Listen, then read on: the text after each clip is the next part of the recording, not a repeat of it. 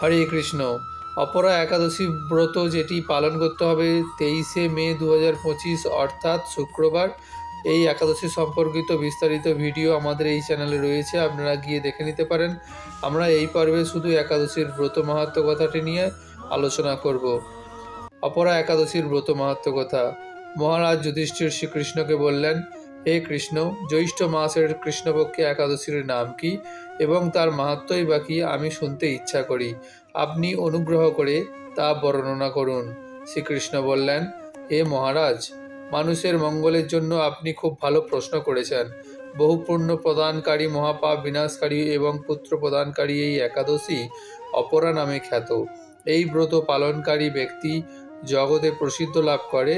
ব্রহ্মহত্যা, গোহত্যা, ভ্রূণহত্যা, পরনিন্দা, পরশ্রীগমন, মিথ্যা ভাষণ প্রভৃতি গুরুতর পাপ এই ব্রত পালনে নষ্ট হয়ে যায়। যারা মিথ্যা সাক্ষ্য দান করে, ওজন বিষয়ে ছলনা করে, শাস্ত্রের মিথ্যা ব্যাখ্যা প্রদান করে, জ্যোতিষের মিথ্যা গণনা ও মিথ্যা চিকিৎসায় রত থাকে, তারা সকলেই নরক যাতনা ভোগ করে। এ সমস্ত ব্যক্তিরাও যদি এই ব্রত পালন করে তবে তারা সমস্ত পাপ থেকে মুক্ত হয়। ক্ষত্রিয় যদি সধর্ম ত্যাগ করে যুদ্ধক্ষেত্র থেকে পালিয়ে যায় তবে সে ঘোরতর নরকগামী হয়, কিন্তু সেও এই ব্রত পালনে মুক্ত হয়ে স্বর্গগতি লাভ করে।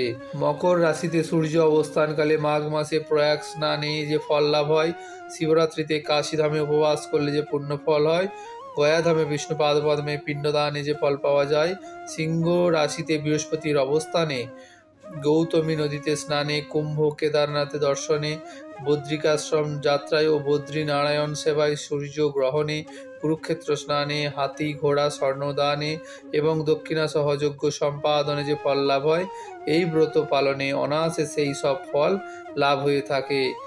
এই অপরাব্রত পাপরূপ বৃক্ষের কুঠার স্বরূপ, পাপরূপ কাষ্ঠের দাবাগ্নির মতো, পাপরূপ অন্ধকারে সূর্য সদৃশ এবং পাপ হস্তির সিংহ স্বরূপ। এই ব্রত পালন না করে যে ব্যক্তি জীবন ধারণ করে, জলে বুদবুদের মতো তাদের জন্মমৃত্যুই কেবল সার হয়।